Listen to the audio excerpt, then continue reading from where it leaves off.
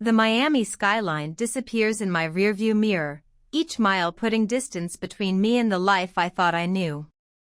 My hands grip the steering wheel of my silver Honda, the only thing I own outright anymore, and I try to focus on the road instead of the avalanche of memories threatening to bury me. 3 days. That's all it took for my entire world to detonate. 3 days since I walked into my apartment and found my fiancé in our bed with my business partner. 3 days since I discovered they'd been systematically draining my marketing agency's accounts while I worked 70-hour weeks building something I thought we all believed in. 3 days since I learned that the people I trusted most had turned my life into their personal casino, and I was the only one who didn't know the game was rigged. My phone buzzes against the center console. Another call from Marcus. The man who proposed to me 6 months ago. The man who whispered promises about forever while secretly planning my destruction. I silence it without looking, the same way I've silenced the previous 47 calls since I walked out. The Georgia state line appears ahead, and something in my chest loosens. Not relief exactly. More like the first full breath after being underwater too long. I left Florida with $7,000, everything I could salvage from my destroyed business, and a destination I haven't seen in 12 years. Brookhaven, Georgia. Population 32,000. Home to my Aunt Vivian, the woman who raised me after my mother died when I was 16, and the only person in my family who never asked me to be anything other than exactly who I was. This is Revenge Stories, a home for quiet courage and true endings. If you feel my words, please like the video, subscribe to the channel, and tell us in the comments where you're watching from. Help us build this community so we can bring more interesting and exciting stories for you, from around the world. Your help is much appreciated. Your voice matters here. Your story matters too. I haven't called Vivian yet. Haven't told her I'm coming. Haven't explained that the successful niece who used to video chat from her high-rise Miami apartment is now driving north with everything she owns stuffed into a sedan, running from the wreckage of a life that imploded in spectacular fashion. The shame sits heavy in my stomach. I'm 32 years old. I built a marketing agency from nothing, grew it to 15 employees and $2 million in annual revenue. I was featured in Florida Business Magazine. I spoke at conferences about entrepreneurship and innovation. And now I'm driving back to my childhood home because I have nowhere else to go. My phone rings again. This time it's Jasmine Carter, my former best friend and business partner. The woman who sat across from me at coffee shops, planning our agency's future while secretly planning my downfall. The woman who stood beside me at networking events, who knew every password, every client relationship, every vulnerability in our systems. I answer on the 4th ring, surprising myself. Cameron. Her voice sounds strained, desperate. Please, you have to let me explain. Explain? The word comes out sharper than I intend. Explain how you stole $350,000 from our business accounts? Or explain how you were sleeping with my fiancé while I was closing the deals that paid both your salaries? It wasn't like that. A pause. The sound of traffic in the background. She's probably standing outside the office we built together, the one I'll never enter again. Marcus and we didn't mean for it to happen. And the money, Cameron, the business was struggling. You weren't seeing the numbers clearly. The audacity makes me laugh, a sound without humor. The business was thriving until you two started embezzling. Don't rewrite history because you got caught. We were going to pay it back. Her voice cracks. The investments Marcus made, they were going to pay off. We would have had enough to cover everything and you never would have known. That's supposed to make it better? I merge onto I-75, watching Florida disappear behind me. That you were planning to hide your theft forever? That I was supposed to spend my life building something for people who were robbing me blind? Cameron, please. The police are involved now. If you press charges, Marcus could go to prison. I could lose everything. You should have thought about that before you decided my life was something you could steal. I keep my voice steady, refusing to give her the satisfaction of hearing me break. You did lose everything, Jasmine. The business, the friendship, any shred of integrity you pretended to have. And you did that to yourself. Please. Now she's crying. We've known each other for 8 years. That has to mean something. It did mean something. It meant I trusted you with everything I built. It meant I made you a partner instead of an employee. It meant I considered you family. The words taste bitter. And you took that trust and used it to destroy me. So no, I'm not dropping the charges. Whatever happens to you and Marcus now, you earned it. I hang up before she can respond, my hands shaking as I place the phone back on the console. The Financial Crimes Unit of the Miami Police Department has everything they need: bank records, forged signatures, emails discussing how to hide the transfers. My attorney says it's one of the clearest cases of business fraud she's seen. But knowing I'll probably win the legal battle doesn't erase the fact that I've already lost everything else. The highway stretches ahead, pine trees replacing palm trees as I drive north. My mind keeps circling back to the moment everything shattered. Walking into my apartment at 2 in the afternoon because a client meeting had been cancelled. The sound of Marcus's laugh coming from our bedroom. Opening the door to find him with Jasmine, both of them naked in the bed I'd slept in that morning, their expressions shifting from pleasure to shock to something that looked almost like relief. Cameron. Marcus had grabbed for his pants. This isn't what you think. But it was exactly what I thought. And worse, because Jasmine hadn't even tried to hide her laptop on the nightstand, the one showing the spreadsheet where they'd calculated exactly how much they could steal before I noticed.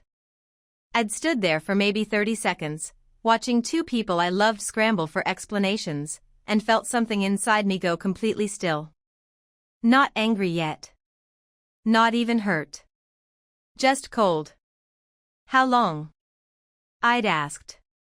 Cameron, please, let us explain. Jasmine reached for her shirt. How long have you been stealing from the business? The question had caught them off guard. They'd expected me to focus on the affair, on the betrayal of intimacy. They hadn't expected me to see the laptop, to connect the dots so quickly. We were going to tell you. Marcus's voice carried that particular tone of reasonableness I used to find comforting. We've been making investments, Cameron. Growing the money. By next quarter, we would have had enough to cover everything plus returns. With my money. I'd moved to the dresser, started pulling out my clothes. You were gambling with my business, my future, and you didn't think I deserved to know. Our business, Jasmine had corrected. I own 49% of that company, Cameron. I have just as much right to make financial decisions as you do. The audacity had finally cracked through my shock.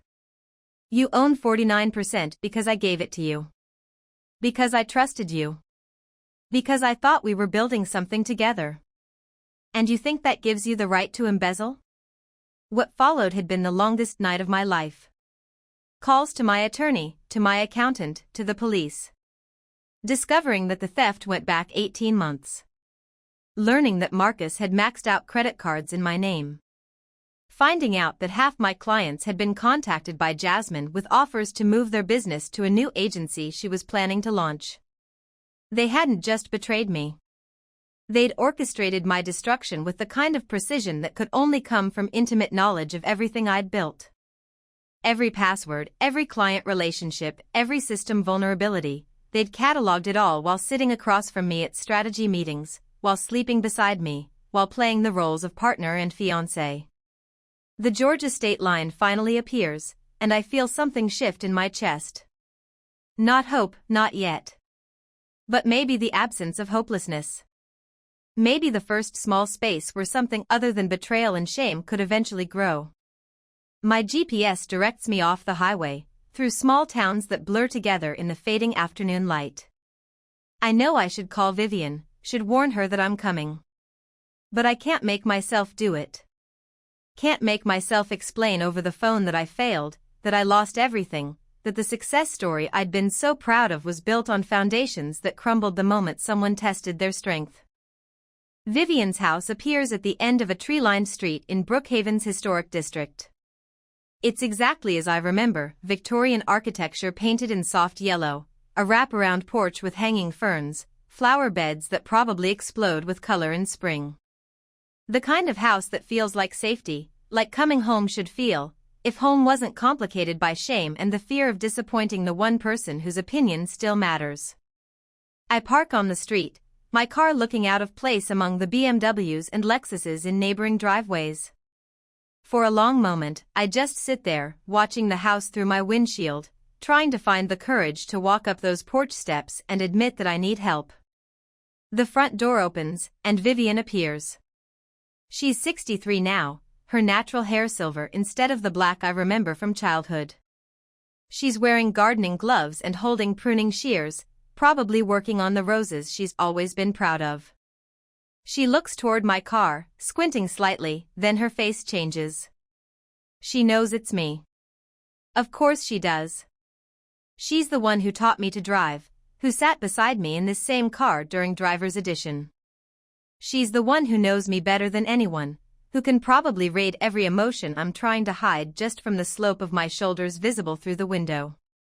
I watch her set down the shears and remove her gloves, moving with purpose toward my car. Not running, but walking with the kind of determined stride that says she's not giving me the option to drive away. When she reaches my door, she opens it before I can decide whether to lock it. Cameron Alexandria Harris. My full name, the one she only uses when something is serious. Why are you sitting in your car instead of coming inside? The question breaks something loose. Because I failed, Aunt Viv. Because everything I built is gone and I didn't know where else to go, and I'm sorry. I should have called first. I shouldn't have just shown up like this.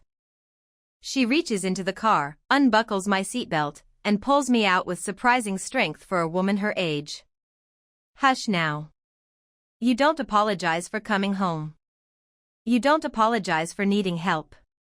And you certainly don't sit in your car feeling ashamed when there's a perfectly good house right here with your name on it. I'm crying now, the kind of tears I haven't allowed myself since I walked out of my Miami apartment. Vivian wraps her arms around me on the sidewalk, not caring that the neighbors might be watching, not asking for explanations, just holding me the way she did when I was 16 and my mother died and the world felt like it was ending. Come inside, baby girl. She pulls back to look at me, her hands framing my face. Whatever happened, whatever brought you here, we'll deal with it together. But first, you need sweet tea and a proper meal and a room where you can sleep without fear. Everything else can wait. I let her lead me up the porch steps, through the front door that smells like lemon polish and fresh flowers, into the living room where everything is exactly as I remember. Family photos on every surface, including one of teenage me and Vivian at my high school graduation. Bookshelves lined with romance novels and true crime paperbacks. The grandfather clock that chimes every hour, its sound as familiar as a heartbeat. Sit. She points to the couch, the same one I used to read on during summers. I'm making tea and calling in a pizza order. Then you're going to tell me everything, and we're going to figure out what comes next. Aunt Viv, you don't have to. Cameron. She stops in the kitchen doorway, turning back with that look I remember from childhood. The one that says she's about to share wisdom whether I'm ready for it or not. You spent 12 years in Miami building something. You took risks. You trusted people. Things didn't work out the way you planned. That doesn't make you a failure. It makes you human. I lost everything.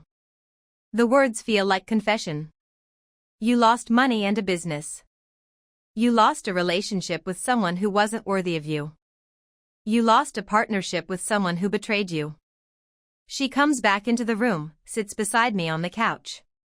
But you didn't lose yourself, Cameron. You didn't lose your mind or your talent or your capacity to build something new. You just lost some things that, painful as it is, weren't serving you the way you deserved. They stole $350,000.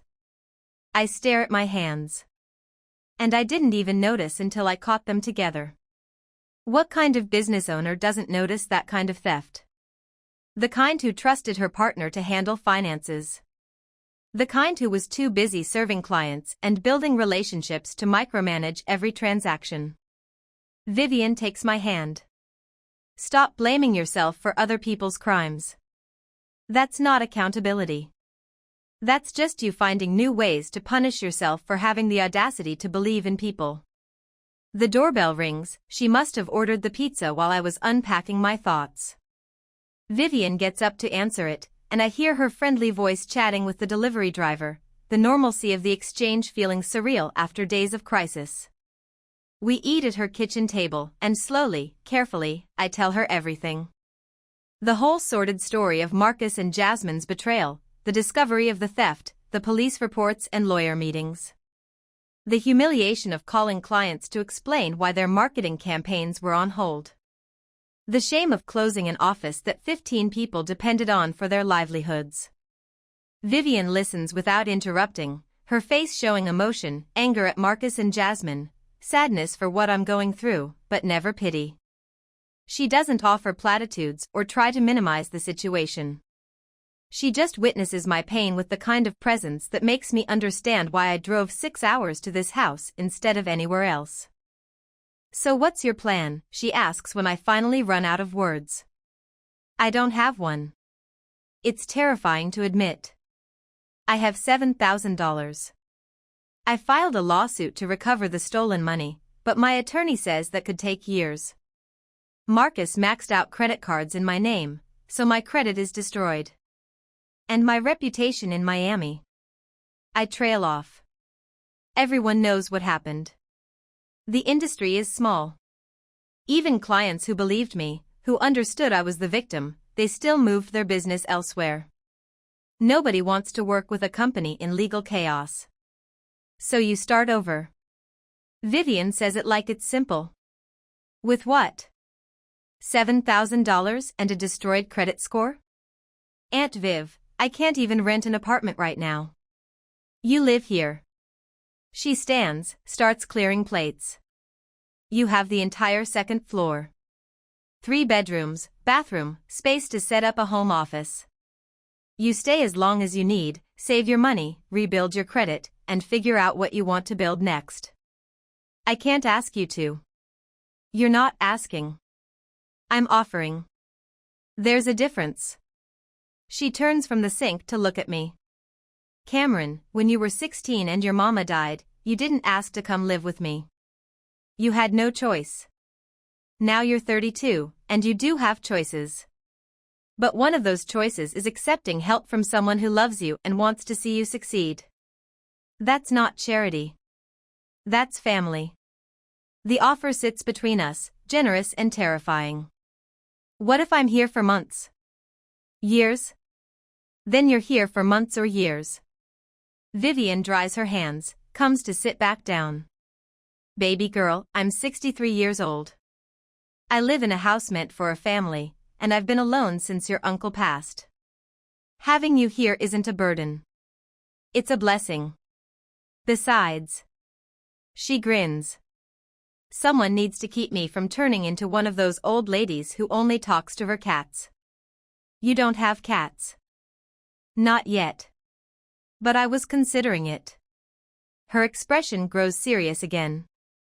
Listen to me. Right now, you're in crisis mode. Everything feels impossible because you're still in shock from the trauma. But I've watched you do impossible things before. I watched you put yourself through college working 3 jobs.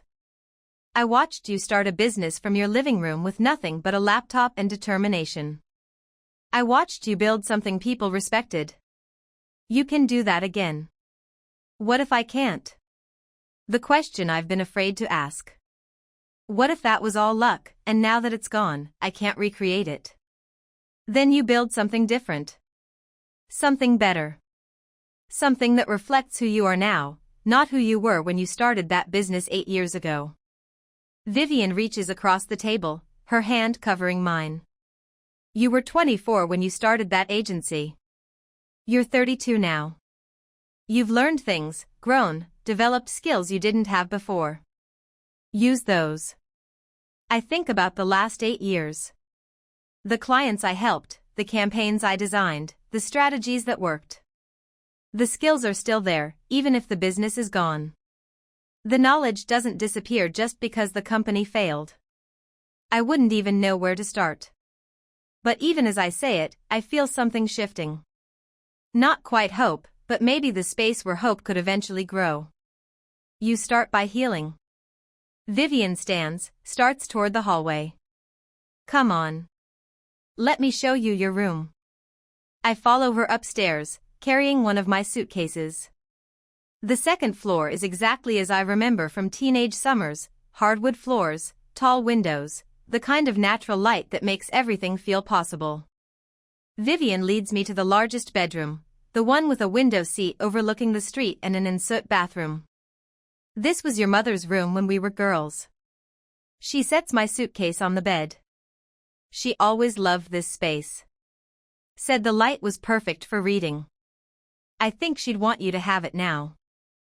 The mention of my mother makes my throat tight. Rebecca Harris died in a car accident when I was 16, leaving me orphaned and unmoored. Vivian took me in without hesitation, gave me a home when I had nowhere else to go. She never made me feel like a burden, never treated my presence as temporary. She just made space in her life and called it family. Thank you. The words feel inadequate. For everything. For letting me come here, for not asking questions, for just. Cameron. Vivian interrupts gently. You don't have to thank me for loving you. That's what family does. Now. She moves toward the door. You unpack and settle in. I'll be downstairs if you need anything. Tomorrow, we'll figure out practical things like updating your driver's license address and making sure your mail gets forwarded. But tonight, you just rest. After she leaves, I sit on the bed and look around the room. My mother's room. The space where she grew up, where she probably had her own dreams and disappointments before I was born. I barely remember her now, 16 years of memory fading into impressions of warmth and laughter and the smell of her jasmine perfume. She'd be 49 now if she'd lived. Would she be proud of what I built? Disappointed in how it ended? Would she understand this feeling of being simultaneously destroyed and strangely relieved? I unpack slowly, hanging clothes in the closet, arranging toiletries in the bathroom, setting up my laptop on the antique desk by the window. Each action feels both monumental and mundane, the simple tasks of establishing a life in a new space, of making room for whatever comes next. My phone buzzes with another call from Marcus. I decline it, but this time I open my messages and type a response. Stop calling. My attorney will contact you about the legal proceedings. We have nothing else to discuss. His response comes immediately. Cameron, please. We need to talk about this. I made mistakes, but what we had was real. Don't throw that away because you're angry. The audacity makes me want to throw my phone across the room. What we had was real. As if that excuses the theft, the affair, the systematic destruction of everything I built. As if love should make me overlook felony fraud. I block his number, then block Jasmine's. Whatever they have to say, they can say it through lawyers. I'm done being the understanding one, the forgiving one, the woman who makes space for other people's bad behavior at the expense of her own well-being. The next message is from my attorney, Melissa Chen. Police confirmed they have enough evidence to charge both Marcus Thompson and Jasmine Carter with felony theft and fraud.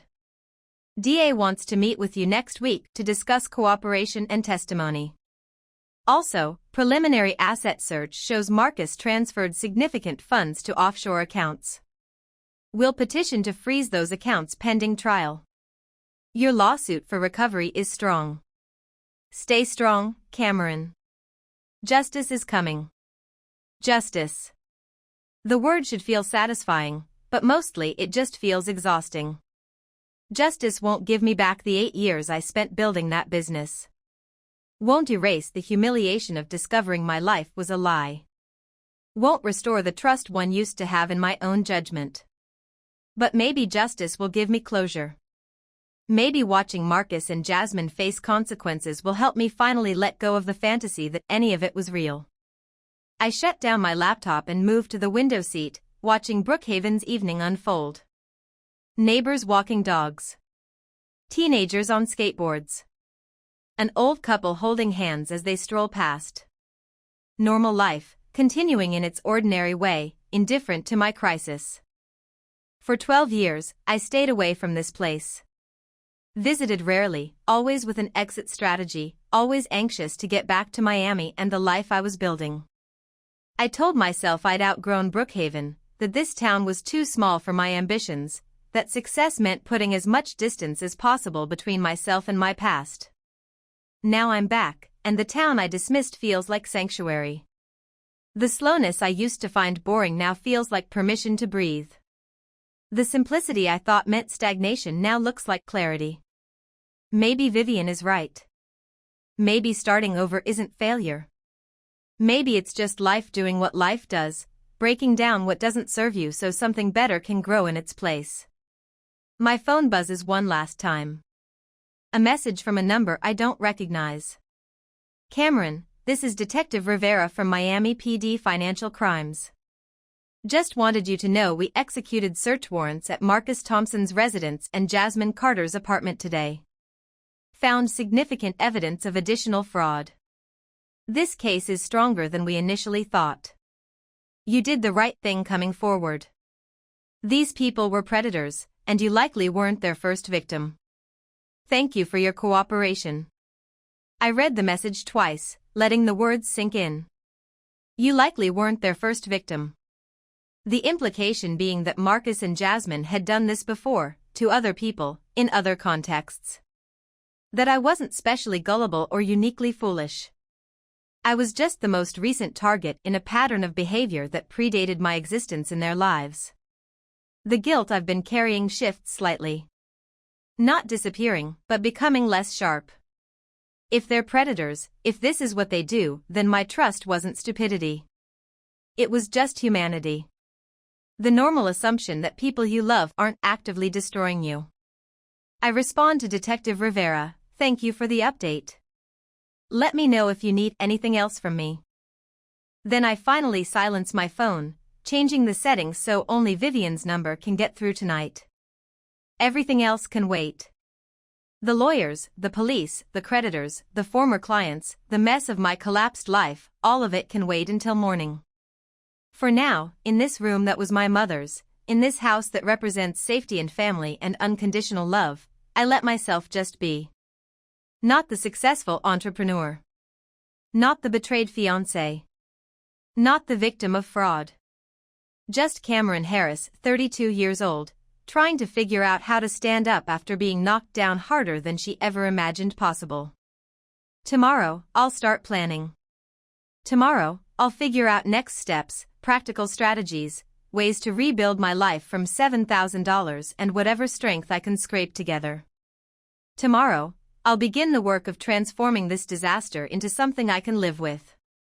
But tonight, I just rest. Morning comes too early, sunlight streaming through windows I forgot to cover. I wake disoriented, the room unfamiliar until memory crashes back. Brookhaven. Aunt Vivian's house. The wreckage of my Miami life 6 hours south. I check my phone, 8:17 a.m. and already 3 voicemail messages from numbers I don't recognize. Probably reporters or creditors or other vultures circling the corpse of my business. I delete them without listening. Downstairs, I find Vivian at the kitchen table with coffee and the newspaper, a scene so normal it makes my chest ache. She looks up when I enter, her smile warm and uncomplicated. Morning, baby girl. Coffee's fresh. There's eggs and toast if you're hungry. I pour coffee and sit across from her, grateful she's not asking how I slept or if I'm okay. The answers would be terribly and no, respectively, and neither of us needs to voice what's obvious. I need to find work. The words come out before I've fully processed them. My savings won't last long, and I can't just live off your generosity. Vivian folds the newspaper, giving me her full attention. What kind of work are you thinking? I don't know. I stare into my coffee. Everything I'm good at is marketing, but I can't start another agency. I don't have capital, my credit is destroyed, and my reputation in the industry is irrelevant here. Vivian interrupts gently. Cameron, you're thinking like you're still in Miami. But you're in Brookhaven now, where nobody knows about your business failure because nobody here was part of that world. You're starting fresh, whether you plan to or not. That means you get to choose what comes next. The idea sits uncomfortably. Starting fresh sounds like opportunity when said that way, but it feels like erasure. 8 years of work, reduced to nothing. 8 years of expertise, suddenly irrelevant. I can't just pretend it didn't happen. I'm not asking you to pretend. Vivian stands, refills her coffee. I'm asking you to stop letting it define your possibilities. Yes, you failed at running one business. That doesn't mean you're incapable of success. It means you learned expensive lessons about trust and partnership and protecting yourself. Expensive is right. I think about the $350,000 Marcus and Jasmine stole. That's money I'll probably never recover, even if we win the lawsuit. Maybe not. But you'll recover something more valuable. You'll recover yourself, your confidence, your ability to trust your own judgment. Right now, you're blaming yourself for not seeing the betrayal. But Cameron, they worked for 18 months to hide it from you. They were professionals at deception. Your only crime was believing people you loved were telling you the truth. My phone rings. Melissa Chen, my attorney. I answer on speaker. Cameron, good morning. Quick update, the DA's office wants to move forward with criminal charges against both Marcus and Jasmine. They're looking at 3 to 5 years each, possibly more depending on what else they find. Your cooperation is crucial to their case. What do they need from me? Testimony, primarily. Documents, communications, anything that establishes the pattern of theft and deception. They're building a strong case, but having you on the stand explaining how you trusted these people, how they exploited that trust, it makes the jury understand the human cost. The thought of testifying, of standing in a courtroom recounting my humiliation, makes me want to crawl back into bed. When? Trial probably won't happen for 6 months at least. But depositions will start in the next few weeks. Are you still in Miami? No. I'm in Brookhaven, Georgia now. Staying with family. A pause. Permanent move or temporary? I don't know yet. The truth, uncertain and uncomfortable. Well, keep me updated on your address. We'll need to coordinate travel for depositions and eventually trial. And Cameron? I know this is hard, but what you're doing is important. Marcus and Jasmine didn't just hurt you.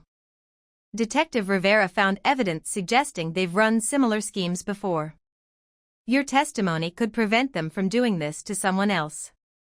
After we hang up, I sit with that information. Other victims.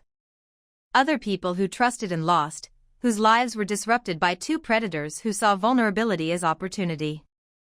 I'm not unique in my suffering, which should make it hurt less but somehow makes it worse. You thinking about running? Vivian asks, her intuition uncomfortably accurate. I'm thinking I don't want to spend the next year reliving the worst experience of my life for lawyers and judges and jury members who probably think I'm an idiot for not seeing it coming. But you'll do it anyway. Not a question. I'll do it anyway. Because Vivian is right, this isn't just about me anymore. If Marcus and Jasmine have hurt others, if my testimony helps stop them permanently, then the humiliation might actually mean something. We sit in comfortable silence, drinking coffee while morning sun illuminates the kitchen. Outside, Brookhaven wakes slowly, a neighbor retrieving their newspaper, birds congregating at Vivian's feeders, the everyday rhythm of a life I'd forgotten existed. I think I need to get out of this house. The realization surprises me. I need to move, do something, stop sitting with my thoughts. Perfect timing. Vivian grins. Because I volunteer at the Brookhaven Community Center on Wednesdays, and I could use an assistant. It's nothing glamorous, organizing donation drives, helping coordinate the food pantry, sometimes teaching computer skills to seniors. But it's something to do, and you might meet people. The offer is generous and terrifying in equal measure. People means questions, explanations, the inevitable awkwardness of being the new person with an obvious story. But sitting alone in this house feeling sorry for myself isn't a viable long-term strategy. What time do we leave? Vivian's smile lights up her whole face. 11 o'clock. And Cameron? We're something comfortable. Community center work isn't exactly corporate dress code. The Brookhaven Community Center sits on the corner of Peachtree and Dresden, a sprawling brick building that looks like it survived the 70s and decided to stay exactly the same. The parking lot is half full when Vivian pulls in at 10:55, her ancient Volvo coughing slightly before settling into silence. Don't judge the exterior, she says, catching my expression. What happens inside is beautiful. We walk through double doors into a lobby that smells like fresh coffee and old books. A bulletin board covers one wall, layered with flyers about yoga classes, support groups, job postings, and upcoming events. A hand-painted banner announces Spring Food Drive, help feed our neighbors. Vivian. A woman in her 50s waves from behind a reception desk. Right on time. And you brought help? This is my niece, Cameron. Vivian steers me forward. She's staying with me for a while and graciously offered to volunteer. The lie is kind, I didn't offer, but I appreciate Vivian making it sound like my choice rather than her rescue operation. Cameron, this is Dorothy Chen. She basically runs this place, though the official director would argue otherwise. Dorothy's handshake is firm, her smile genuine. Welcome. We can always use extra hands. You have any particular skills? Marketing. The word comes automatically, followed by the familiar shame. I mean, I used to run a marketing agency. Before. I trail off, uncertain how to finish that sentence. Before life happened? Dorothy's expression is understanding, not pitying. Well, your timing is perfect. We're trying to increase participation in our programs, but our social media presence is basically non-existent. Think you could help with that? The question catches me off guard. Marketing. The thing I spent 8 years doing, the skill set I thought was permanently contaminated by Miami's disaster. Here, in this modest community center, being offered as if it's valuable rather than cursed. I could look at what you're currently doing. Make some suggestions. Suggestions would be amazing. Right now, our Facebook page gets updated maybe once a month, our Instagram hasn't been touched in 6 months, and I don't even know if we have a Twitter account. We have great programs, but nobody knows about them. Vivian shoots me a look that clearly says, see? Your skills matter here. I follow Dorothy through the center, past a gymnasium where seniors are playing pickleball, a library filled with donated books, and several classrooms hosting various activities. This is our main office. She opens a door to reveal organized chaos, filing cabinets, donation boxes, a desk covered in papers, and a computer that looks older than my college degree. You're welcome to work in here. The Wi-Fi password is on that sticky note by the monitor. I sit down at the ancient desktop, waiting while it loads with the speed of continental drift. When I finally pull up their Facebook page, I understand Dorothy's concern. The last post is from February, a grainy photo of a bake sale with no caption, no engagement, 3 likes. Their Instagram is worse. Created 2 years ago, abandoned after 5 posts. No consistent branding, no strategy, no clear message about what the center offers or who it serves. This is fixable. I say it mostly to myself, but Dorothy hears. Really? Because it looks pretty hopeless to me. It's not optimized, but that's actually good news. It means even basic improvements will make a significant difference. I pull up a notepad, start making notes. First, you need consistent posting. At least 3 times a week on Facebook, daily on Instagram. Content should showcase your programs, highlight success stories, make people feel connected to the center's mission. That sounds like a lot of work. It's maybe an hour a day once you have a system. I'm warming to the topic now, muscle memory kicking in. You create content in batches, schedule it in advance, respond to comments and messages promptly. The algorithm rewards consistency and engagement. Dorothy pulls up a chair. Could you show me? Like, teach me how to do this. The question stops me. Teaching someone else my skills means admitting they're still valuable, still worth sharing. It means believing I have something to offer beyond the wreckage of my failed business. I could create a training program. The words come slowly, testing how they feel. Teach you and maybe other staff members the basics of social media marketing. Help you build a sustainable system. Would you? Dorothy's enthusiasm is genuine. Cameron, that would be incredible.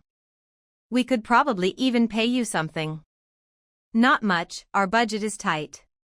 But we do have a small fund for professional development training. Payment.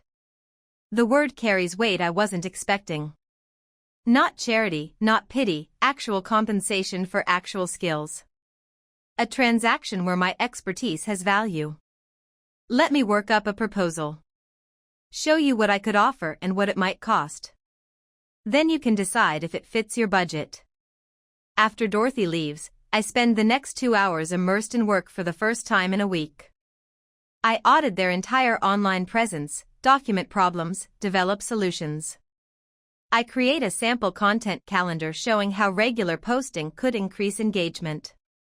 I draft 3 sample Facebook posts demonstrating tone, structure, and call-to-action strategies. It's work I could do in my sleep, skills I've honed over 8 years.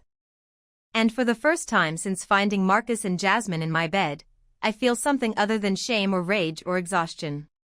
I feel competent. You look happy. Vivian appears in the doorway around 2 o'clock, carrying 2 sandwiches. Or at least, less miserable. I forgot how much I actually enjoyed this. I accept the sandwich, realizing I'm hungry for the first time in days. Marketing isn't just what I did for money. It's problem-solving, storytelling, connecting people with things they need. When you strip away the business drama and the betrayal, I actually love this work. So maybe Miami didn't destroy your career. Maybe it just destroyed one version of it. I think about that while eating. One version of my career, the version built on trust and partnership and the fantasy that love and business could coexist peacefully. Maybe that version needed to die so something more sustainable could grow. I'm going to write a proposal for Dorothy. Offer to train her staff on social media marketing, help them build sustainable systems. It won't make me rich, but it's a start. It's more than a start. Vivian sits on the edge of the desk. It's you choosing to use your skills in service of something meaningful. That community center helps hundreds of people every month, families who need food, seniors who need connection, kids who need safe spaces. Helping them reach more people means helping more people find help. That matters, Cameron. The framing shifts something in my chest. In Miami, I marketed luxury condos and cosmetic procedures and products people didn't need.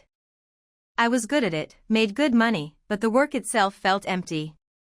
Helping a community center connect with people who actually need their services? That feels like something worth doing. I spend the rest of the afternoon developing the proposal. A 6-week training program covering social media basics, content strategy, community engagement, and analytics. 8 hours total, broken into manageable sessions. Price, $1,500, deliberately low to fit a non-profit budget but high enough to value my own expertise. When I show Dorothy before leaving, her eyes widen. This is amazing. Seriously, Cameron, this is exactly what we need. Let me run it past the board, but I'm confident they'll approve it. Can you start next week? I can start whenever works for you. Driving home with Vivian, I feel something unfamiliar stirring. Not quite hope, not yet. But maybe the space where hope could eventually grow. Purpose. Direction. The sense that even in disaster, even in betrayal and loss and humiliation, something worth doing still exists. You did good today, Vivian says as we pull into her driveway. I wrote a proposal. That's hardly revolutionary. You chose to keep going. That's everything. She turns off the car, looks at me seriously. Cameron, a week ago your life exploded. Most people would still be in bed, paralyzed by shock. You drove 6 hours, asked for help, and now you're already creating something new. That's not nothing. That's resilience. That night, I work on my laptop in my mother's old room, developing training materials for the community center. It's 10 o'clock before I realize I haven't checked my phone in hours, haven't obsessed over Marcus or Jasmine or the lawsuit or any of the disaster still unfolding in Miami. I've been too busy actually working to wallow in my destruction. My phone shows several missed calls from Miami numbers, 2 voicemails from creditors, and 1 text from my former employee Keisha Morrison. Cameron, I don't know if you're getting messages, but I wanted you to know something. After you closed the agency, I started asking questions about the finances. Talked to other employees. We all noticed things were off, but we trusted Jasmine when she said everything was fine. I'm so sorry we didn't speak up. We should have protected you. For what it's worth, several of us are willing to testify about the weird financial stuff we noticed. Detective Rivera has our information. You deserved better than what they did to you. I hope you're okay.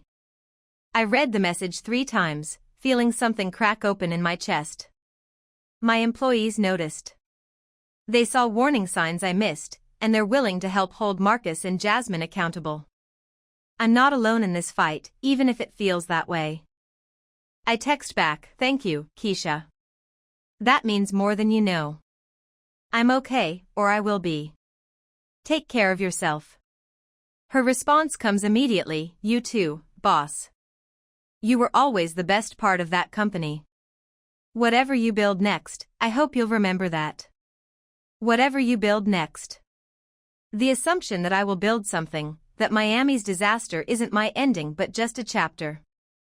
The belief that I'm capable of recovery, of transformation, of turning pain into something productive. Maybe everyone else can see it before I can. Maybe I'm the last person to understand that failure isn't fatal, that betrayal isn't permanent, that starting over isn't the same as giving up. I open a new document and start writing. Not a business plan, not yet. Just thoughts, observations, lessons learned from 8 years of entrepreneurship. What worked, what didn't, what I'd do differently if I ever got another chance. The writing flows easily, surprising me. Stories about difficult clients and successful campaigns. Mistakes I made and wisdom I earned. The difference between confidence and arrogance, between trust and naivety, between partnership and exploitation. By midnight, I have 17 pages of reflections. Raw, unedited, honest assessments of my own strengths and failures. It's not a plan for what comes next, but it's a foundation. Understanding what was, so I can imagine what could be. I save the document and close my laptop, exhausted but somehow lighter. Tomorrow, I'll keep working on the community center training. I'll respond to my attorney about deposition schedules. I'll take one more step toward whatever my life becomes next. But tonight, I've done enough. Tonight, I've survived another day and started building something, even if I don't yet know what shape it will take. 3 weeks pass in a rhythm I didn't expect, work at the community center, training sessions with Dorothy's staff, evenings spent developing materials and responding to legal correspondence. My days have structure again, purpose again, something beyond survival. The community center training goes better than I anticipated. Dorothy and her team are eager learners, implementing strategies immediately. Within 2 weeks, their Facebook engagement increases by 300%. Local families start calling about programs they saw advertised on Instagram. The food pantry serves 40 additional families because people actually know it exists. You've transformed our reach, Dorothy tells me during our final training session. We've helped more people this month than in the previous 3 combined. I wish we could keep you on staff permanently. I'm not looking for permanent anything right now. The truth, though, I'm starting to understand it differently. Not permanent doesn't mean not valuable. It just means keeping my options open while I figure out what I actually want. That evening, Vivian and I are having dinner when my phone rings. Melissa Chen, my attorney. I answer on speaker since Vivian's become my unofficial crisis counselor anyway. Cameron, significant update. Marcus and Jasmine both accepted plea deals today. My fork stops halfway to my mouth. What kind of deals? Marcus is pleading guilty to wire fraud and embezzlement. 3 years federal prison, 5 years supervised release, and mandatory restitution of $200,000. Jasmine took a similar deal, 2.5 years prison, restitution of $150,000, and permanent prohibition from serving in any nonprofit leadership role. The numbers feel surreal. $350,000 they stole, $350,000 they'll have to repay. Years of their freedom gone, their professional reputations destroyed permanently. What does this mean for my lawsuit? It strengthens your civil case significantly. Criminal convictions make the fraud indisputable. We'll likely settle out of court, though recovering the full amount might take time. They'll be paying restitution from prison wages initially, but we can pursue assets, garnish future earnings, file liens. You won't get everything back immediately, but you'll get something. After we hang up, I sit in silence processing. Justice, delivered faster than I expected. Marcus and Jasmine will face consequences, will lose their freedom, will spend years repaying the money they stole. It should feel satisfying. Instead, I just feel tired. Relieved, maybe. But mostly just exhausted by the whole saga. You're not celebrating. Vivian observes quietly. I'm glad they're being held accountable. I'm glad other people won't be victimized by them. But Aunt Viv, 3 years of Marcus's life, 2.5 years of Jasmine's, that doesn't give me back what I lost. It doesn't restore the business or the trust or the version of myself that believed love and partnership could coexist safely. No, it doesn't. Vivian agrees. But it does give you closure. You can stop waiting for justice and start building whatever comes next, knowing the legal battle is resolved. She's right. The plea deals mean no trial, no testimony, no months of reliving trauma in a courtroom. I can actually move forward now, can stop looking backward at disaster and start looking ahead at possibility. Dorothy asked if I'd be interested in consulting for other nonprofits in the area. I changed the subject, testing how the idea sounds spoken aloud. Apparently several organizations need help with marketing and digital presence. She's been telling them about our work at the community center. That sounds like an opportunity. It sounds like the beginning of another business. The admission scares me. I said I wouldn't do this again. Wouldn't build something that could be destroyed by trusting the wrong people. So don't trust the wrong people. Or better yet, structure the business so trust isn't a vulnerability. Vivian clears our plates, her movements purposeful. Cameron, you're not the same person who started that Miami agency 8 years ago. You're smarter, more cautious, more aware of warning signs. Use that knowledge. Build something stronger. That night, I can't sleep.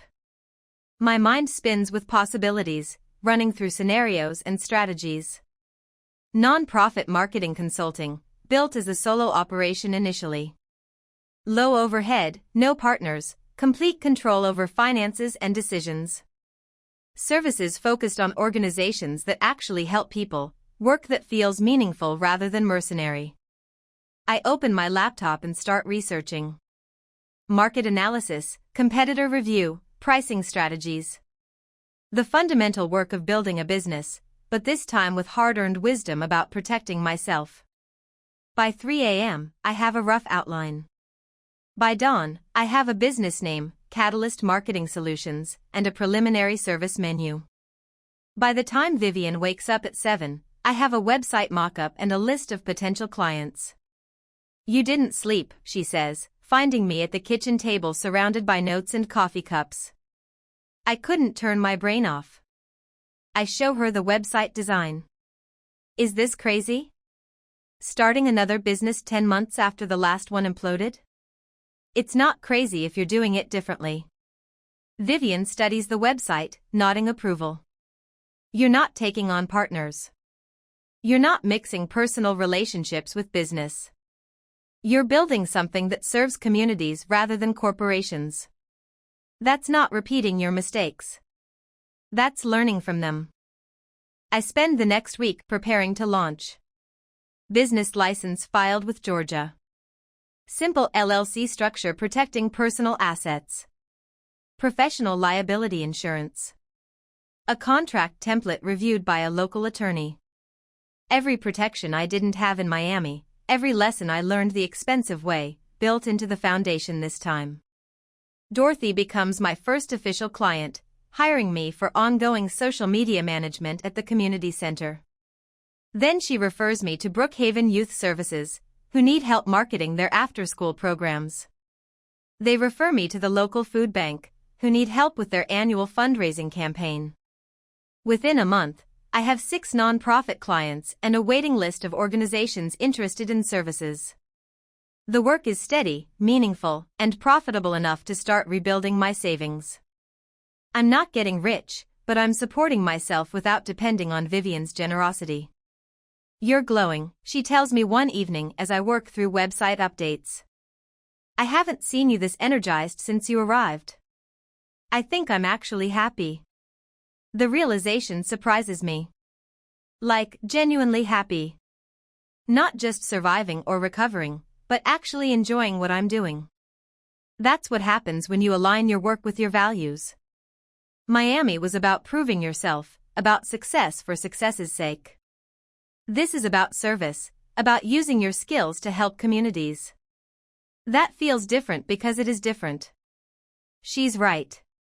Every marketing campaign I create now actually helps people, connects families with food assistance, helps troubled teens find mentorship, enables seniors to access community resources.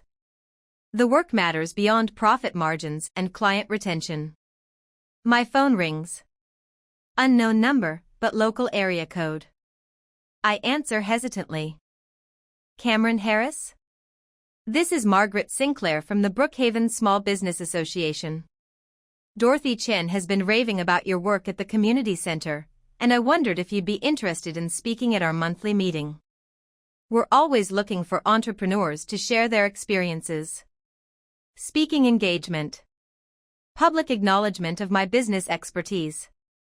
The kind of opportunity that would have thrilled me in Miami, that feels surprisingly complicated now. What would you want me to talk about? Whatever you think would be valuable. Building a business, overcoming challenges, lessons learned. Our members are small business owners and aspiring entrepreneurs. They'd love to hear from someone successfully running a marketing consultancy. Successfully running. The phrase catches in my throat. Am I successful? 4 months after losing everything, working from my aunt's house with 6 clients and barely enough income to cover expenses? But then I think about the community center serving 40 additional families monthly. About Brookhaven Youth Services increasing program enrollment by 60%.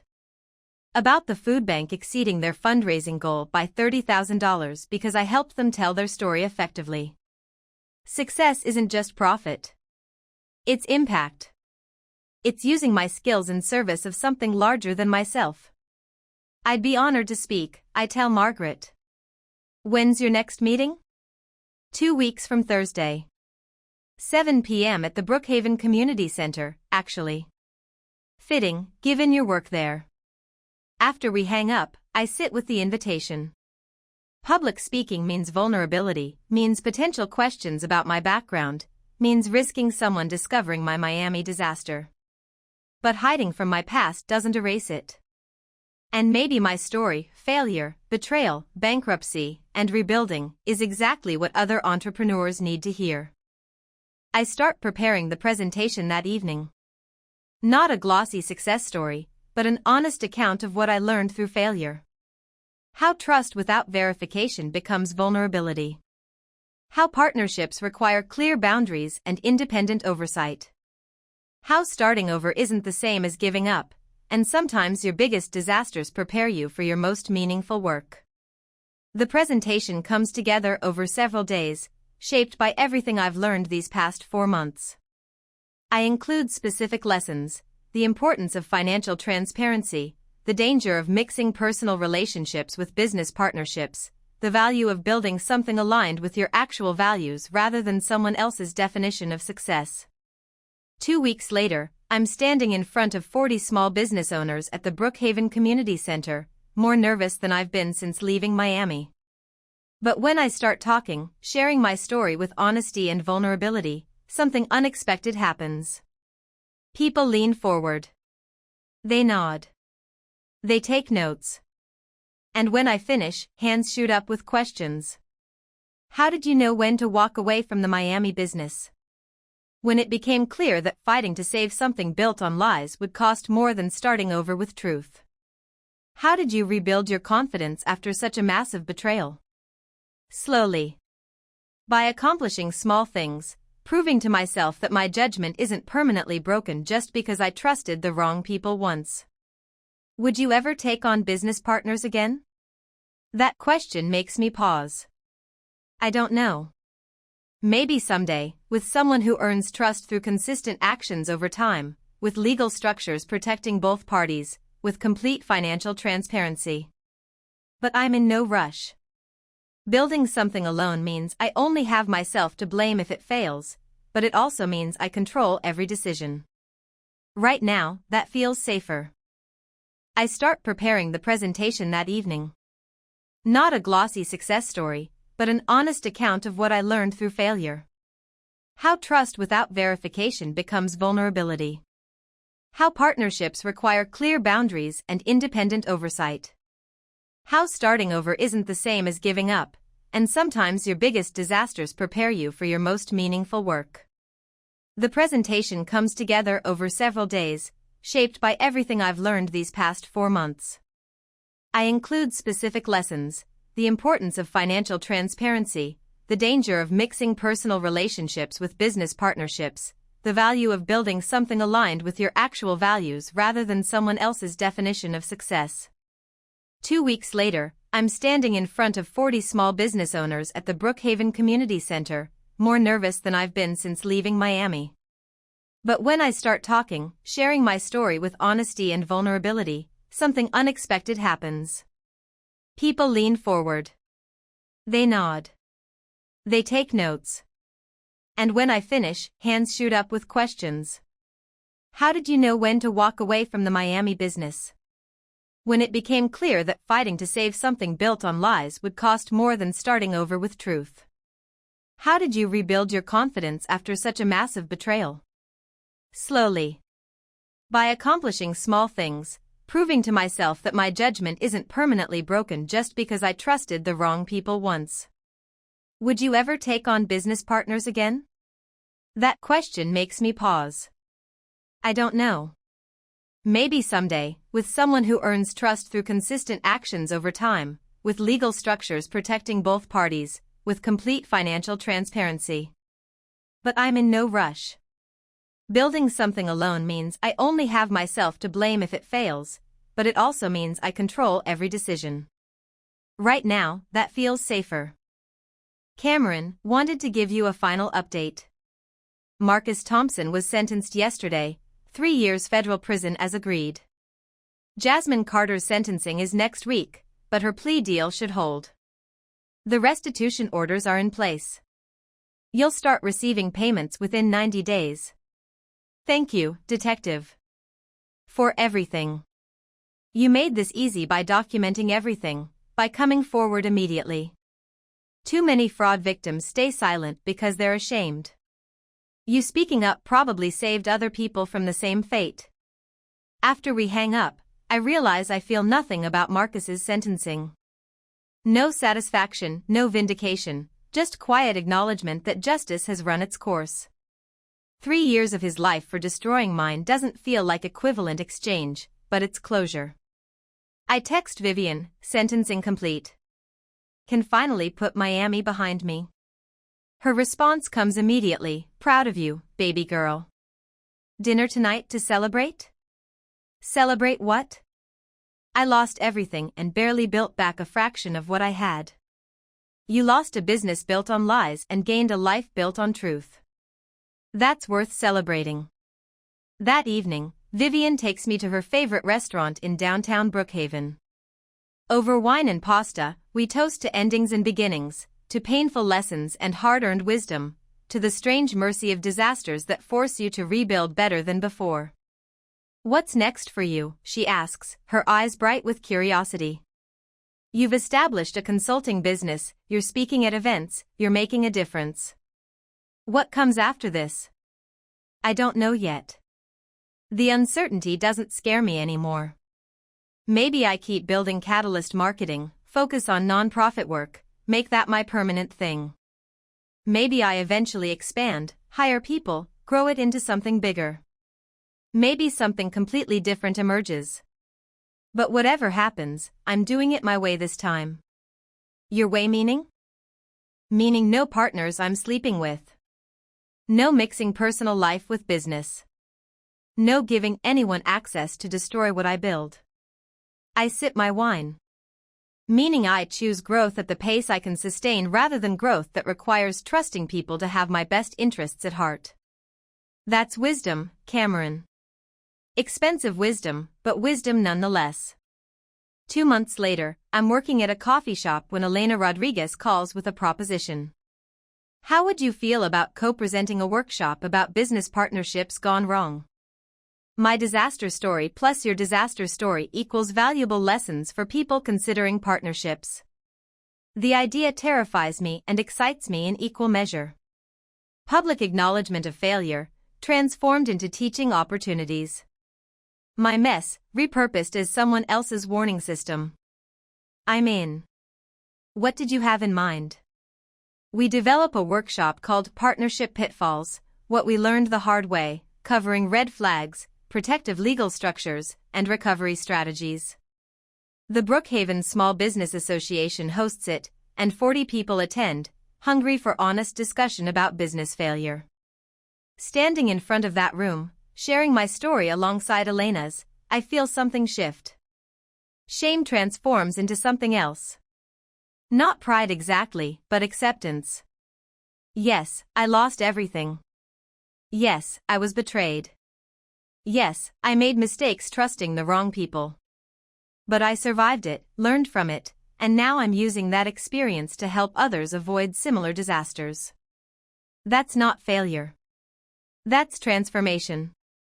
After the workshop, a woman in her 50s approaches. Thank you for being so honest.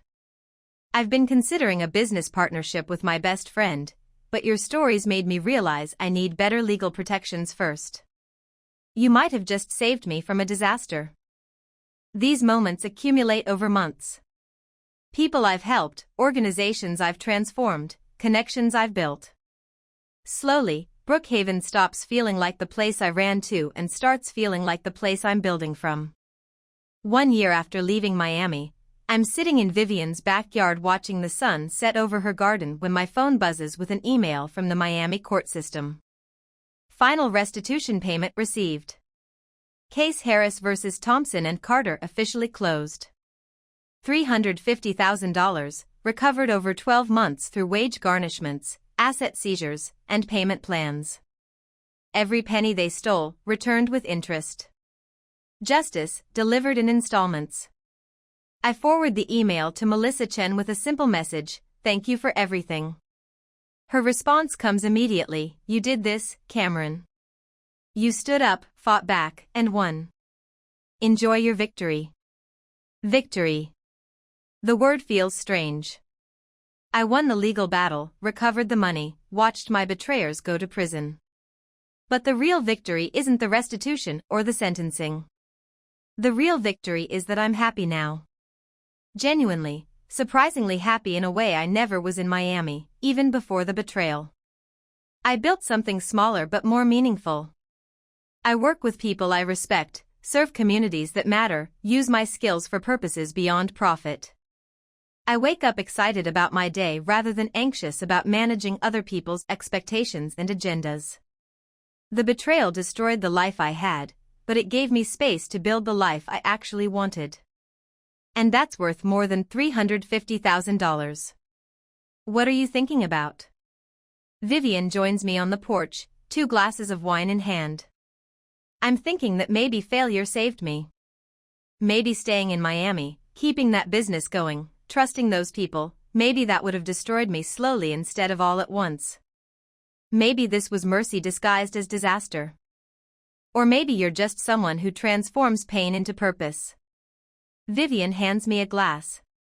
Not everyone does that, Cameron. Most people stay stuck in their trauma, let it define them permanently. You used yours as raw material to build something better. I think about the workshops I'm teaching, the nonprofits I'm helping, the entrepreneurs I'm mentoring. About Catalyst Marketing Solutions serving 15 clients now, profitable and growing steadily. About the speaking engagements and the consulting contracts and the community I've built in a town I once thought I'd outgrown. I'm happy here. The admission feels monumental. I'm actually, genuinely happy. Not because I've recovered everything I lost, but because I built something different. Something better. Something mine. That's the real revenge, Vivian says quietly. Not making them suffer. Making yourself happy despite what they did. Building a life so good that their betrayal becomes irrelevant. She's right. Marcus and Jasmine are in prison, their reputations destroyed, their futures limited. I could focus on that, could find satisfaction in their suffering. But their punishment isn't what heals me. My happiness heals me.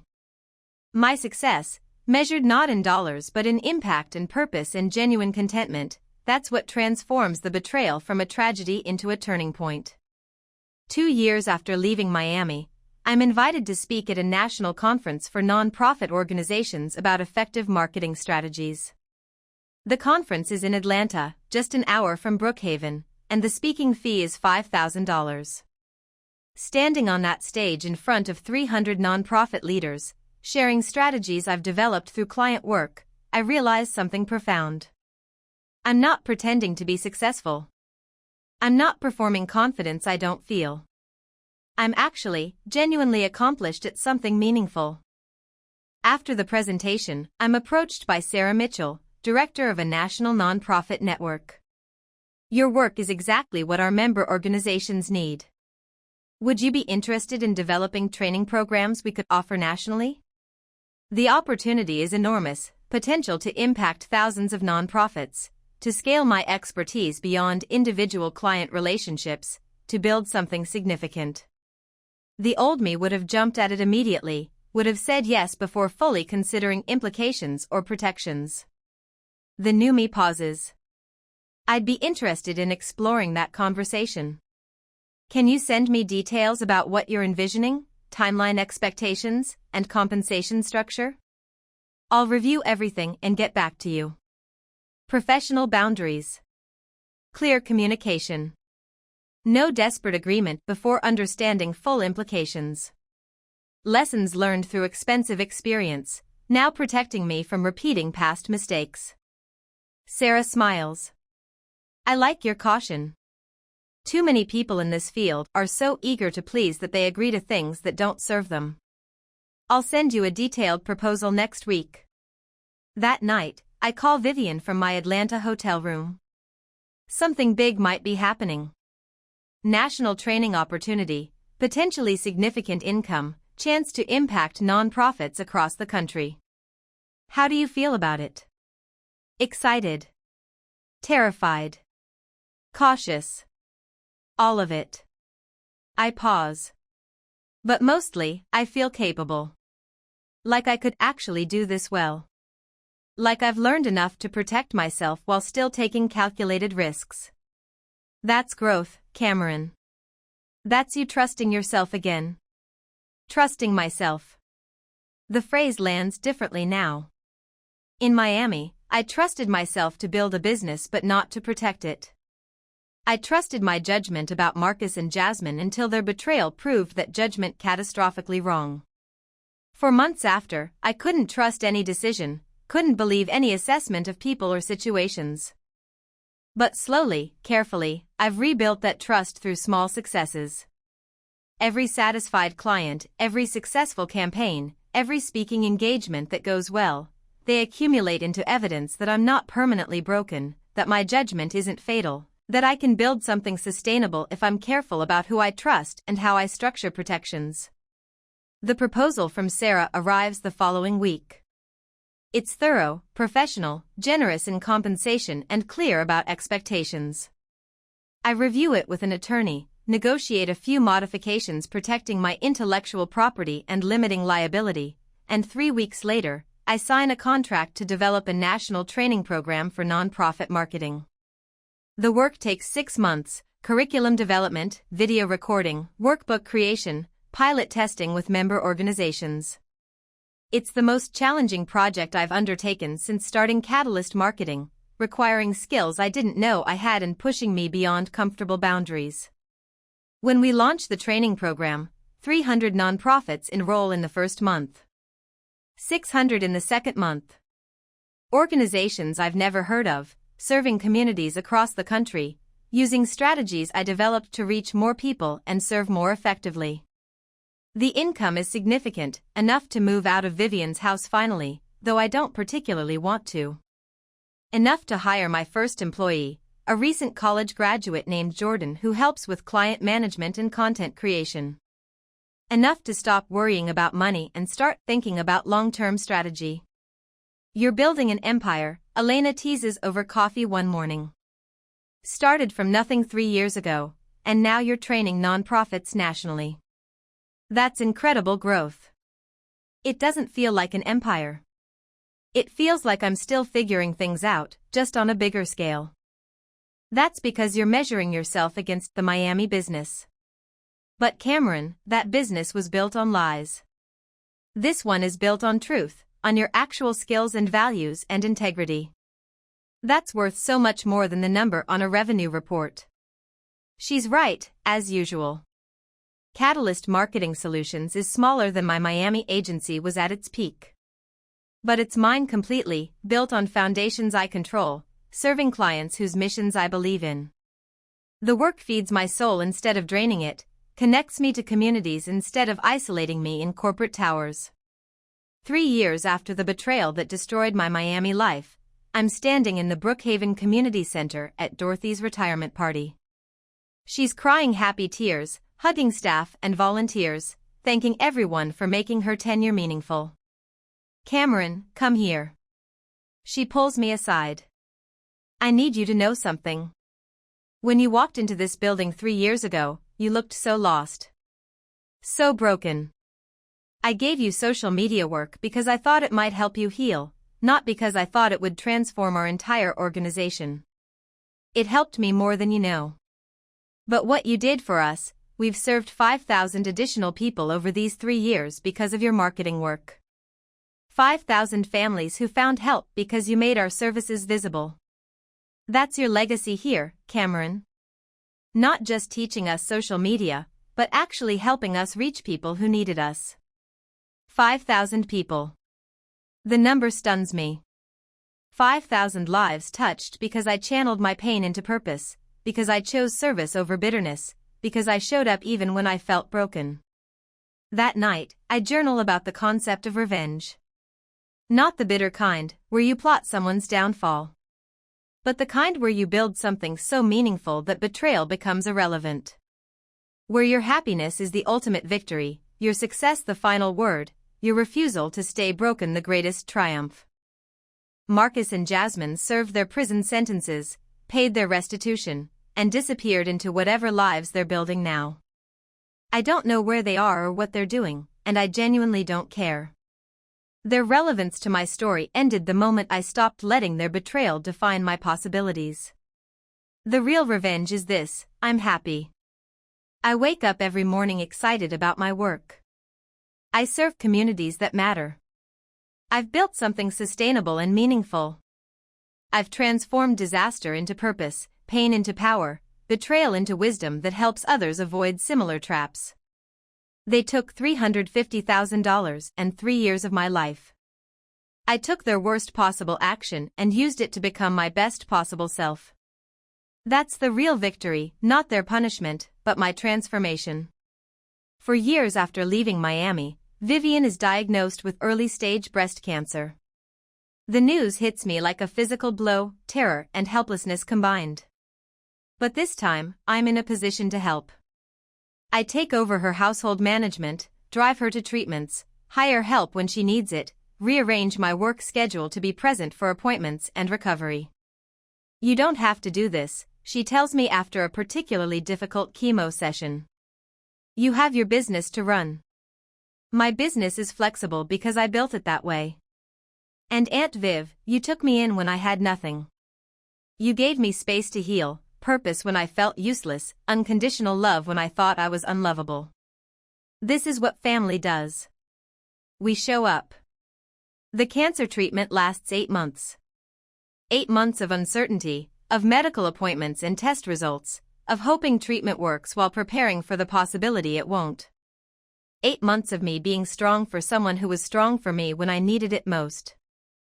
When Vivian gets her clear scan, when we celebrate remission with tears and champagne and overwhelming relief, she tells me something that changes how I see everything. Having you here through this, Cameron, it wasn't just helpful. It was healing. You gave me purpose to keep fighting, reason to endure treatment, motivation to get better. You saved me as much as I saved you. We saved each other, I correct. That's what real family does.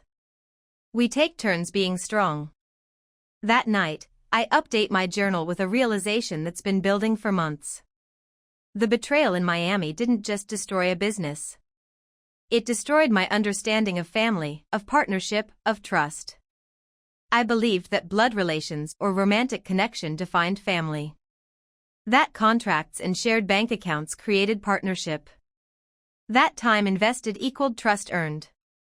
But real family is Vivian, who opened her home without hesitation when I had nowhere else to go. Real partnership is Elena, who collaborates without competition, who celebrates my success without envy. Real trust is earned through consistent actions over years, through showing up in crisis, through choosing connection even when it's difficult. Marcus and Jasmine taught me what betrayal looks like. Vivian, Elena, Dorothy, and countless others taught me what real love looks like. Both lessons were necessary. 5 years after leaving Miami, I'm sitting in a coffee shop working on a new project when someone approaches my table. Cameron Harris? From the nonprofit marketing conference? I look up to see a woman in her 30s, professional but warm. Yes. I'm sorry, I don't remember. We didn't meet. But I attended your session on social media strategy. Your presentation changed my career trajectory. She gestures to the empty chair. May I? We talk for an hour. Her name is Nina Patel, and she runs a non-profit serving homeless youth. My conference presentation inspired her to completely overhaul their marketing approach. In 2 years, they've tripled their funding, doubled their program capacity, and expanded to 3 cities. None of that would have happened without your strategies, Nina tells me. You didn't just teach social media tactics. You taught me how to tell our story authentically, how to connect with people who care about our mission. You fundamentally changed how I think about marketing. After she leaves, I sit with that conversation. One presentation, delivered because I was willing to share my disaster story alongside my expertise, rippled out to impact thousands of homeless youth across 3 cities. My pain, transformed into teaching, transformed someone else's approach, transformed countless lives I'll never meet. This is the quiet revenge, not destruction of enemies, but construction of meaning. Not making them suffer, but making suffering meaningful. Not letting betrayal define me, but using betrayal to refine me into someone who helps others navigate similar challenges. That evening, I get an email that makes me laugh out loud. It's from Marcus Thompson's new email address, the first direct contact in 5 years. Cameron, I know I have no right to contact you. But I'm out now, trying to rebuild my life, and I wanted to apologize properly. What I did was inexcusable. I betrayed your trust, stole from you, destroyed something you built. I was selfish and cruel, and I have no defense. I'm not asking for forgiveness. I just wanted you to know that I understand what I destroyed, and I'm genuinely sorry. I hope you found happiness despite what I did to you. You deserved so much better than how I treated you. Marcus. I read it 3 times, waiting for the anger or hurt or some emotional reaction. Nothing comes. Just mild curiosity about what prompted the message after 5 years of silence. I don't respond. Not out of spite, but because there's nothing left to say. His apology doesn't undo the harm or restore what he destroyed. It's too late for accountability to matter, too late for sorry to mean anything beyond his own need for absolution. I delete the email and go back to work. He's irrelevant now. His apology, his guilt, his reconstruction of events where he plays the reformed villain, none of it matters to my actual life. He's a chapter 1 closed years ago, a lesson I learned, a warning system I developed. Nothing more. The real closure isn't his apology. It's my indifference to whether he apologizes at all. 6 years after leaving Miami, I'm invited to give a TED Talk about transforming career failure into purpose. The topic terrifies me: public vulnerability on a massive scale, permanent recording of my disaster story, risk that everyone I meet will know my worst moments. But I say yes anyway, because hiding from my story doesn't erase it. And maybe, possibly, my willingness to be vulnerable about failure will help someone else choose courage over shame. The talk is titled The Gift of Betrayal: What I Learned from Losing Everything. I share the whole story: finding Marcus and Jasmine in my bed, discovering the embezzlement, losing my business, driving to Brookhaven with $7,000 and shattered confidence. I talk about rebuilding slowly, choosing service over bitterness, transforming pain into purpose. The talk ends with this: betrayal taught me that trust without boundaries is naivety, but boundaries without trust is isolation. Real strength isn't never being broken. It's breaking completely and choosing to rebuild anyway. They took my business, my money, my faith in partnership. But they couldn't take my skills, my values, or my capacity to build something better. The gift of betrayal isn't in the betrayal itself. It's in discovering who you become when everything you thought defined you is stripped away. And sometimes, the person you become in the rebuilding is stronger, wiser, and infinitely more valuable than the person you were before disaster struck. The talk goes live 3 months later. Within a week, it has 2 million views. Within a month, 5 million. Comments pour in from people sharing their own betrayal stories, their own rebuilding journeys, their own transformations from victim to victor. This video saved me. I was ready to give up after my business partner stole everything, but your story gave me hope that I could rebuild. Thank you. I've been ashamed of my failure for 3 years. Your talk helped me understand that being betrayed doesn't make me stupid. It makes me human. Thank you for your courage. Watching this with my daughter who just lost her job to unethical bosses. She needed to hear that starting over isn't failure. It's transformation. Thank you for sharing your story. Thousands of comments, each one a life touched, a perspective shifted, a person choosing courage because I was willing to be vulnerable about my own journey.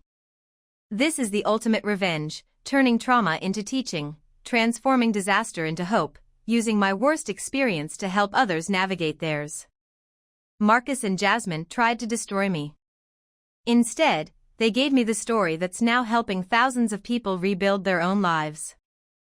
7 years after leaving Miami, I'm in Brookhaven preparing for my wedding to Nathan Rodriguez, Elena's brother, whom I met at a business networking event 3 years ago. We dated slowly, carefully, with clear boundaries and transparent communication. No rushing into cohabitation. No mixing finances until marriage. No business partnerships or professional entanglements that could complicate the relationship. Are you nervous? Elena asks, helping me with my dress in Vivian's house the morning of the ceremony. About marrying Nathan? Not at all. About committing to someone after what Marcus did? I pause. Sometimes. But Nathan isn't Marcus. He's proven through years of consistent action that he's trustworthy. And more importantly, I'm not the person I was when I trusted Marcus. I'm smarter, more discerning, better at protecting myself. The wedding is small for 50 people in Vivian's garden, friends and family who've been part of my rebuilding. Dorothy is there, retired but still engaged with the community center. Margaret Sinclair, who first invited me to speak about entrepreneurship. Sarah Mitchell, whose national training program helped me reach thousands of nonprofits. Jordan, my employee who's now my business manager. And Vivian, healthy and vibrant, who walked me through disaster into purpose. Standing under a flower-covered arch, promising forever to someone who's earned my trust through years of showing up consistently, I think about the journey from Miami to this moment. The betrayal that felt like ending was actually beginning. The disaster that seemed to destroy everything was actually clearing space for something better. Marcus and Jasmine are somewhere living their own lives. I don't know where and I don't care. Their relevance to my story ended the moment I chose happiness over bitterness. The best revenge was never making them suffer. It was building a life so fulfilling that their betrayal became irrelevant. That evening at the reception, I give a toast. 7 years ago, I lost everything I thought defined me. My business, my relationship, my confidence, my sense of identity. I drove to Brookhaven with $7,000 and shattered dreams, convinced I'd failed at everything that mattered. I look around at faces of people who've become family through choice rather than obligation. But that loss gave me this. This community. This purpose. This life built on truth instead of lies. Catalyst Marketing Solutions now serves 200 nonprofit clients and employs 5 people. The national training program has reached 15,000 organizations. I've spoken at conferences across the country, helped thousands of people rebuild after their own disasters. And most importantly, I met someone who understands that real love doesn't require me to sacrifice my boundaries or ignore my instincts. Nathan squeezes my hand, his smile proud and supportive. So yes, I lost everything 7 years ago. And in losing everything, I gained everything that actually matters.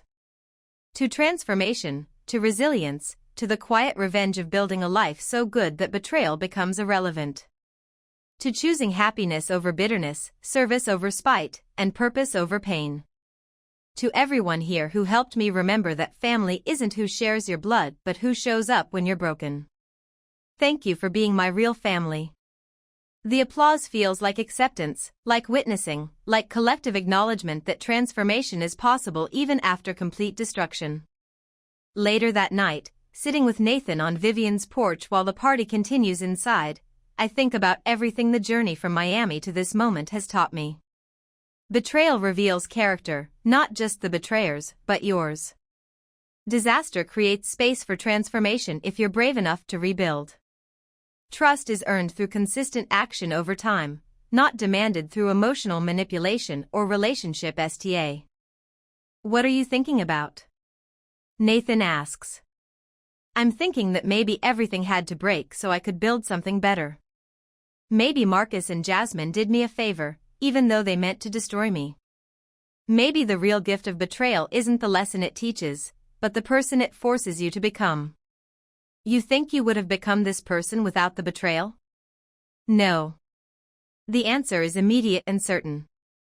The Miami version of me was building something successful but not meaningful. I was chasing approval and achievement without considering whether those things actually made me happy. The betrayal forced me to rebuild from values instead of vanity, from purpose instead of pride. I wouldn't wish that pain on anyone, but I also wouldn't trade who I've become. Nathan nods, understanding without needing explanation. That's real partnership, someone who sees your scars and loves you not despite them but because of the strength they represent. 10 years after leaving Miami, I receive a message from Jasmine Carter. She's been out of prison for 5 years, working as a cashier at a grocery store in Tampa, her nonprofit career permanently ended by her conviction. Cameron, I know I'm probably the last person you want to hear from. But I've been in therapy for years, working through why I did what I did, and I wanted to apologize without any expectation of forgiveness. What we did to you was evil. There's no other word for it. We systematically destroyed your trust while stealing everything you built. I told myself it was justified because I was jealous of your success, because I felt entitled to more than I had, because Marcus convinced me you wouldn't really be hurt. But those are excuses, not explanations. The truth is simpler. I was greedy, cruel, and willing to destroy someone I claimed to love for personal gain. I destroyed my own life in the process, which is only fair. But more importantly, I destroyed your business and your trust in people. I'm genuinely, deeply sorry for that harm. You deserved better from someone you called your best friend.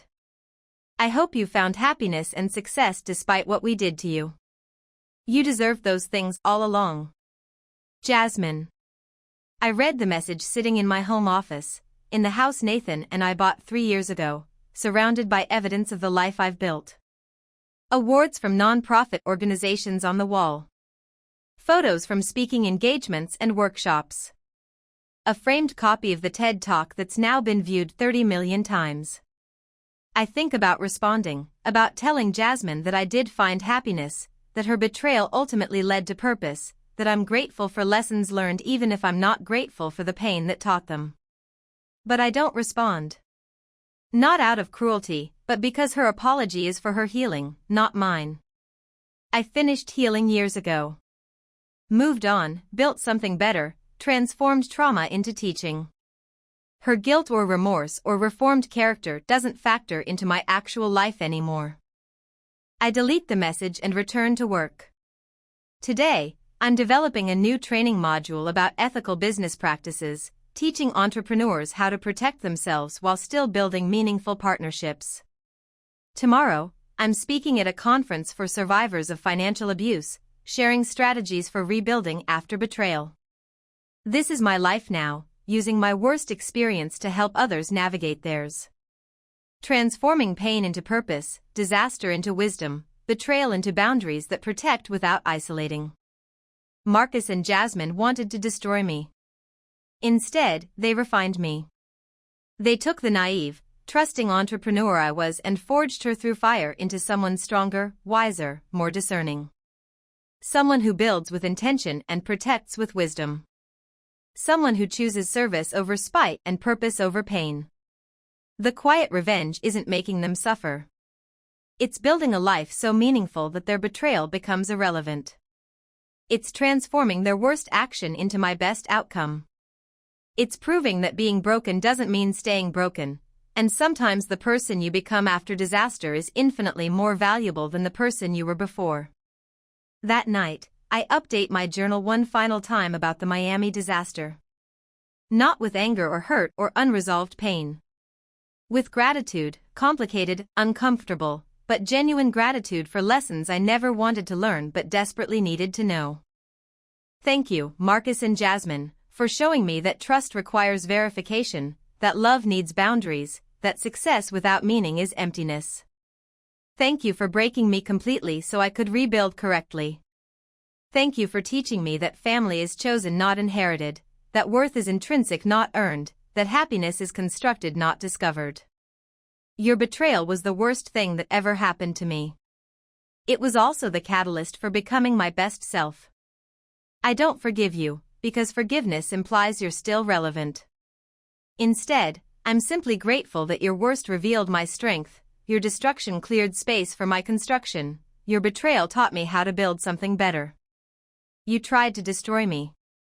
You made me invincible instead. That's the real revenge, not your suffering, but my transformation. Not your punishment, but my happiness. Not making you pay, but making your payment irrelevant because I built something so meaningful that your betrayal is just a footnote in a much larger story about resilience, transformation, and the quiet power of choosing purpose over pain. I close the journal and look around my office, evidence of a life rebuilt, a purpose discovered, a transformation completed. This is revenge, not bitter or violent, but quiet and complete. The revenge of becoming so happy that betrayal becomes irrelevant. The revenge of transformation that makes destruction meaningless. They took everything I had. I took what they did and became everything I needed. That's victory. That's healing. That's the quiet revenge of building a life so good that your enemies become footnotes in a story about triumph. This is Revenge Stories, a home for quiet courage and true endings. If you feel my words, please like the video, subscribe to the channel, and tell us in the comments where you're watching from. Help us build this community so we can bring more interesting and exciting stories for you, from around the world. Your help is much appreciated. Your voice matters here. Your story matters too.